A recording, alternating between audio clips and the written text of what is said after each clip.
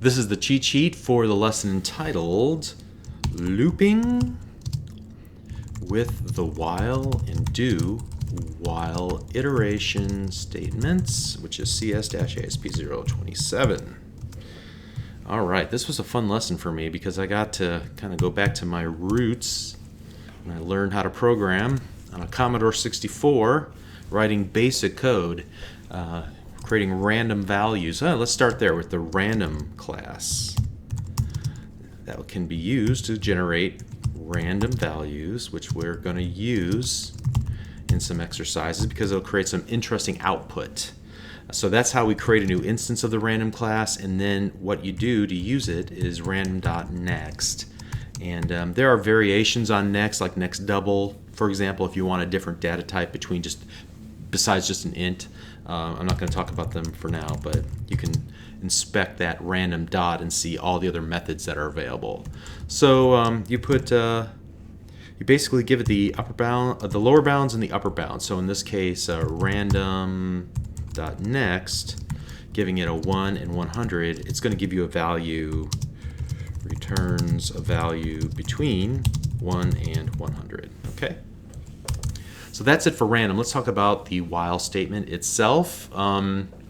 Essentially, here, let's just type it out. While some expression equates to true, then we'll perform the code in the code block. Now, inside the code block, there would be code that would affect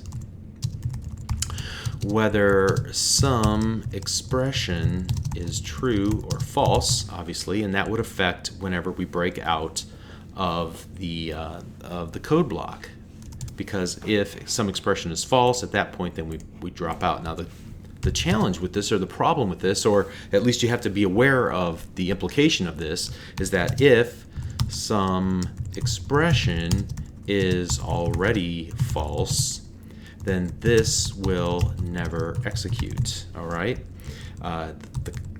what will never execute? The code inside of the code block. However, if we use the do variation of the while statement, so do while, then we have the same condition here. Here again, we're going to, let's just copy that and paste it in there. Okay, so that's true. Code that would affect whether some expression equates to true or false. But the big difference here is that, and I see, let's do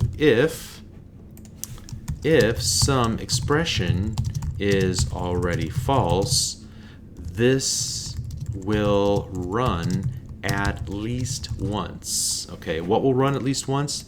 This code block here. Okay, and so as we showed with our little game that we created, what business rules we're enabling by doing it that way. We're going to let the monster essentially attack once and give him some shot at damaging the hero.